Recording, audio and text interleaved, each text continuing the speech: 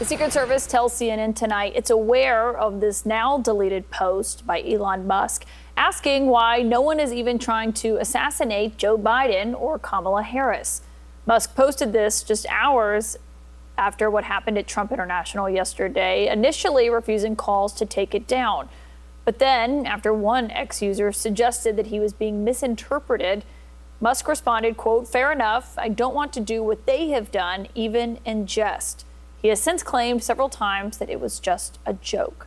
My source tonight on this is Kara Swisher, the host of On with Kara Swisher and Pivot podcast. And Kara, just someone who has studied Elon Musk, why do you think he ultimately actually deleted this post?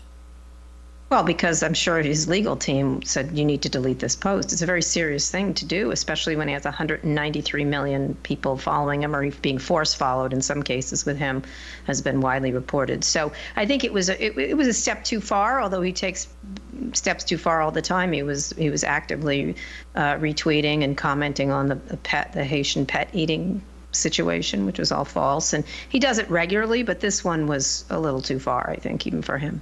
Yeah, and when we say the Secret Service is aware of it, that they're looking into it, I mean, they have to investigate all perceived threats, even if the person does say that they're joking. I was thinking today about John Mulaney, when he was on SNL, he made a joke comparing Trump to Julius Caesar, who was assassinated, and he was investigated for that. For Elon Musk, he has major defense contracts with the U.S. He has access to highly sensitive information, as we were just talking about with the congressman.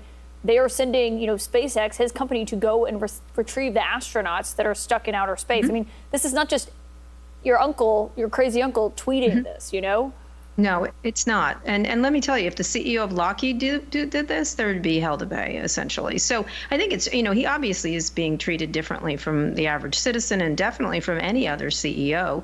And he can say it's a joke. And of course, that reminds you of someone else. But he can't, he uses this thing as a rich toddler's playground, I guess. And so he can say, essentially he's trying to say dirty words all the time, a version of that. And in this case, he probably said it in front of some of his employees, and they laughed because that's what you do when your boss says, "Isn't this funny?" And then posted it. Last time he did something like this, the person who said he shouldn't put it up was fired. So, nobody's going to tell him it's not funny. And, he's in a group of people who enable him almost constantly. But it's his own fault. It's not their fault. Well, that's a good question, because I do think people ask, why doesn't anyone tell him not to do this? Which is often something people say also about Trump, is they have this growing alliance, but really it's just the individual themselves who makes the decision.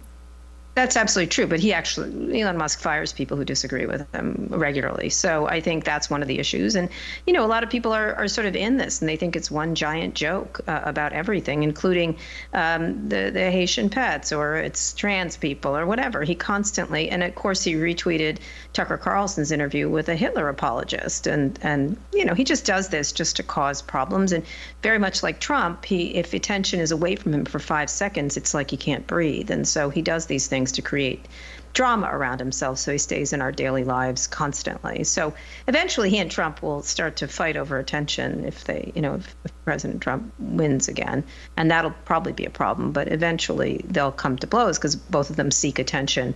They're heat-seeking missiles to attention.